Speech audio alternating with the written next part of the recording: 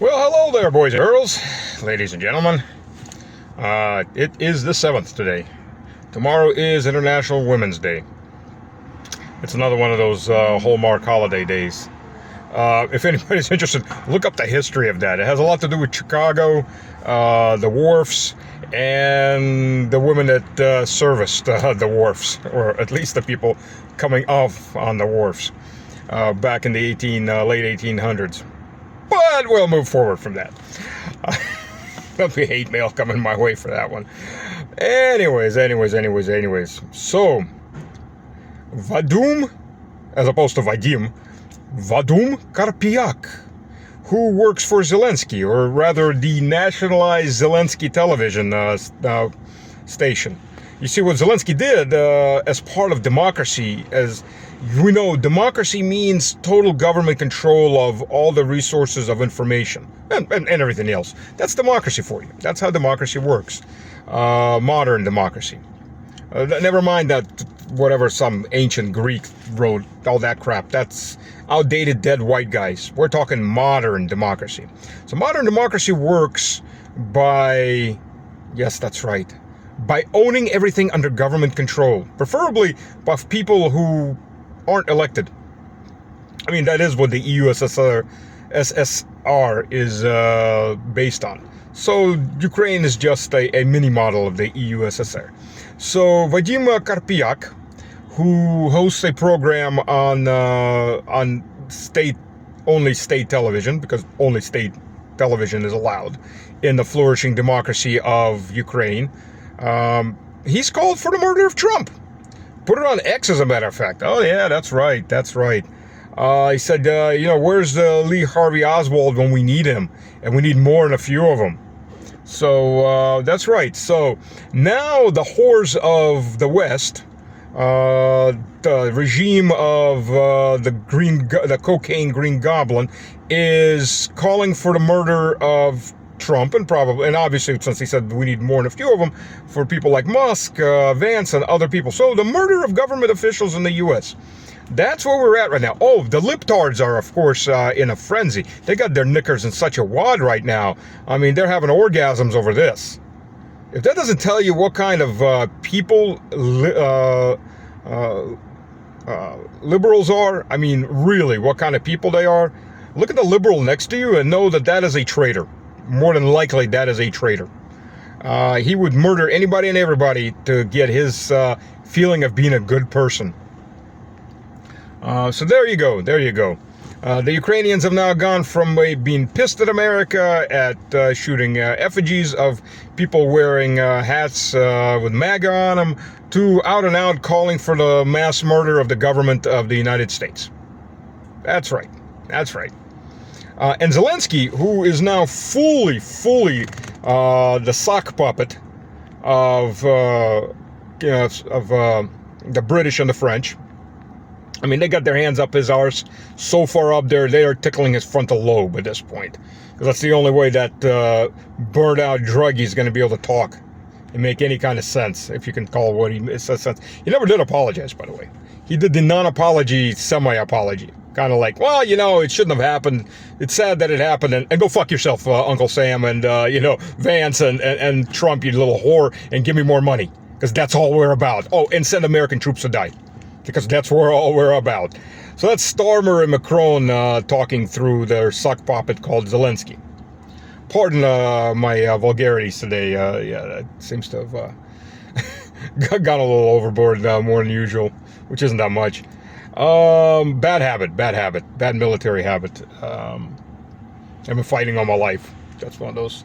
Some people fight smoking. My demon here in this case, since I never smoked, outside of cigars, is cursing. So yeah, do fight that. So anyway, so there you go. You got the Zelensky regime, who insists on security guarantees. That is, Americans dying for Zelensky. Let's just be frank about it. Not that the liberals are going to die. No. They want you to die for Zelensky and your kiddies. Oh, and by the way, there was an interesting little clip in German where a reporter asked van der Leyen if she would allow her kids to be drafted to fight Russia. And I'll tell you this, kudos to von der Leyen in this case. Unlike the vast majority of the liberal scum that controls much of the Western world, she actually has kids, and she's got 6 kids. I mean, the woman's is a, hats off to that. She has 6 kids, which is a lot, more than I do. I've got a lot of kids, but not as many as hers. So yeah, she's got hats off to that. I don't know what kind of mother she was, because she kind of dropped them. They weren't as interesting once the last ones were born, and she ran into the politics scheme of things. So I don't know, but that's not for me to judge her motherhood. But what is for me to judge is a woman that's calling for war. A woman that's calling for the Germans to build a big army and go die, third time, and for Germany to die, period, as a country. And when she was asked by a German politician, would she send her own kids, she kind of started, she just started laughing and giggling, said, no, because she's elite. They're the blue bloods, not you scum-mucking little toads at the bottom of the pond that have to do the dying and the paying for. No, she is the elite. She's more important than you. And her kids, I mean, my God, you want them? The blue bloods of humanity? The future of all that's bright, bushy-tailed, white and feathery, to go risk their lives? No, you scum suckers, you go die off for them. Oh, and pay your taxes, too, before you go and die off. And be good enough to get wiped out, just hit by an artillery round, so little pieces of you go flying in every direction. We don't have to pick that up. And then we don't have to pay you your death allowance, too. Scum-sucking black mass of humanity that needs to be exterminated for us elites to live and shine. It's the reset, baby. That's how you do it. So anyways, yeah, so she laughed at you. So all you Europeans should feel really good about it at this point, because, you're expandable. Your kids are expandable. And will be expanded for the Great Reset. Now. But you're going to die for good cause. That's what's important. That is the most important thing there is. So that people like von der Leyen and her kin, they can live better, have more elbow room without you little people out there. Anyways, and Macron is on that. Macron and his husband, wife thing. By the way, one of the French journalists, the woman, I can't remember her name, she got asylum in Russia. The ones that broke the story about Macron and his husband.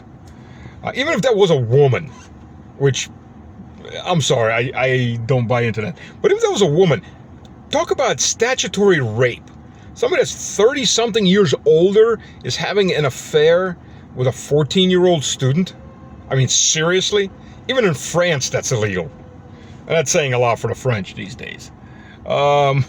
I mean, that's somebody that should have been put in jail or at least a psych ward right off the bat.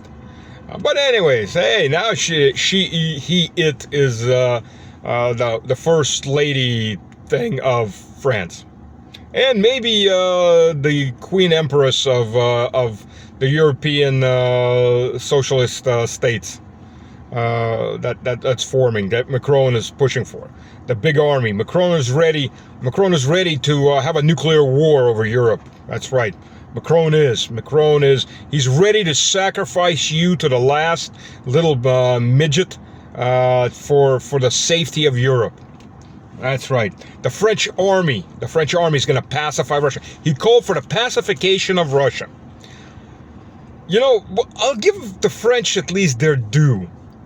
They actually took Moscow once. I mean, we evacuated and we burned it on around their ears, and then they froze to death en masse. And the Germans in 300 years kind of took Moscow once because they were part of Napoleon's army. I mean, there were a bunch of different German states that did it while true German patriots like Clausewitz, who was an officer of the Prussian army, joined the Russian army when Prussia switched sides got defeated by Napoleon and became his whore, and then pulled up an army to go invade into Russia.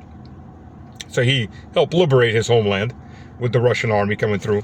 But we took France, Paris once. We did do that.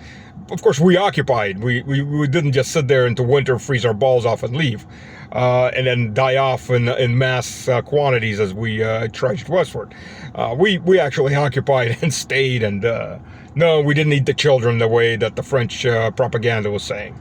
That's right. No, you believe it or not, even 200 years ago, European propaganda, the scum suckers that they are, they were saying to the French, particularly in Poland, Paris, stand and fight to the last, because when the Russians get here, they will eat your children, especially those Cossacks, the Russian Cossacks coming in as an avant-garde. They will definitely eat your children. So when the Russian army was under strict orders, never mind rape and murders punishable by execution. No pillaging, no stealing, no nothing punishable by execution. Unlike Europeans. You see, thank the good Lord we aren't you. Because if we were you, there'd be a hell of a lot less of you. And as far as Germans, there wouldn't be anybody left. Except maybe the ones occupied by the US and UK and France portions of Germany. Because if we were you, and we were acted like you toward us, we would have exterminated you. And France would have been had Paris burned down to the basements, which may not have been a bad thing, actually, to speak. It probably would have cleaned up the city a lot more. I mean, they did clean it up for a little while, back in the 40s and 50s, 60s. And then it went back to being a shite hole full of trash. Except the center at least used to be clean, at least when I was in... let's see, the last time I was in Paris was in 2010, beginning of 2010. And the center was still clean. Not so much so anymore. But, Paris just... Whatever island of sanity and cleanliness there was just reverted to what the rest of the city looks like. An open sewer full of rats. No, I'm not talking about the Parisian officials. I'm talking about the actual okay, I'm talking about the actual rodents. Again, I'm talking about the small ones, the furry ones, not the ones that work in Paris. Not those people that serve Macron and his interests. So Macron's going to pacify Russia. I knew this was coming back when I was told that in the French History Museum, back almost 15 years ago, they took down the exhibitions for Crimea. The last time the French fought the Russian army. There was a lot of dead French back then from that. Almost as many died from dysentery and everything else because they couldn't master sanitation the way the Romans did 1,500 years before them. But, they're advanced French. By the way, on the French, one point, me and the missus, we were so bored. We were living in the U.S. at this point. We're so bored. We were watching a History Channel, history of toilets. Yes. By the way, Russia, because we're primitive barbarians, we had sewage systems, pipes made out of hardened wood, coated, and they work. They still work. Some cities. The central old districts actually still have wooden pipes that are still working 700, 800, 900 years later.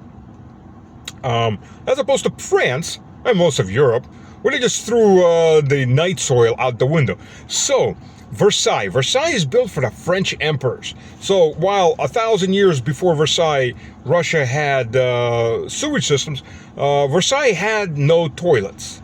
So, they went in a pot, the chamber pot. But what happens when you have a big ball? Well, the advanced French super cultural civilization, the aristocracy would go take a shite and a piss underneath the stairwells, and the servants would come running up there and clean it up, and then go out. So all these ladies in these giant dresses, frame dresses, they would go lift them up as their skirts as much as they can and just shite underneath the staircase. Let that sink in. That's Western civilization for you, baby. There's a Russian saying, 1,000 years ago, there was a question of civilization. What to do with dirty people. Russians went to the banya, the French invented perfume. That's a massive civilizational difference. And it's been like that ever since. And the perfumed princes thinking of shite have been the ones that have been trying to teach us how to live. I mean, we gave them the stove. That's right. The big brick stoves that you see decorated in some of the side chambers in the Belgium, Netherlands, France, they came from Russia. Anna Yaroslavovna, when she married the King of France, by the way, she was fully literate in several languages, and he could put an X because that's the start and end of his literacy. She brought things like stoves to heat rooms instead of using heated rocks in chandeliers. The servants would bring heated rocks from the fireplace. That's right. But we're the barbarians. Yeah, we're the barbarians. Anyways, I'm sorry, I digress. The French are coming to pacify us and bring us their French culture. You know, unwashed, stinky people with incredibly bad service. The word bistro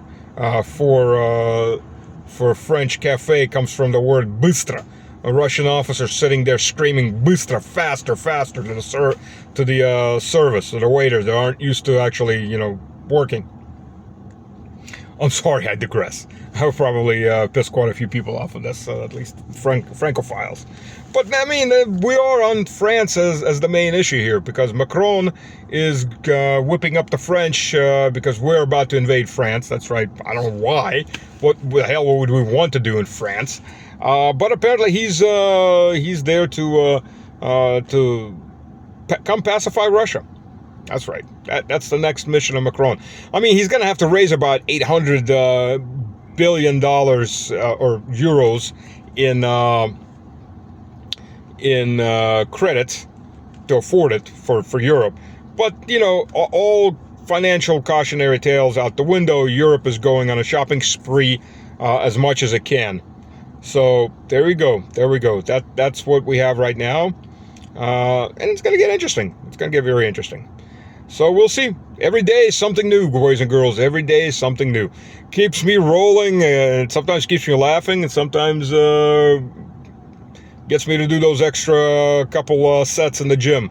They're knowing that what we're coming to and what I need to be, how well I need to be in shape. Because I guess the Europeans want a death ride, their final death ride. I don't know why, but I guess it's a lemming effect. All right. God bless. Cheers.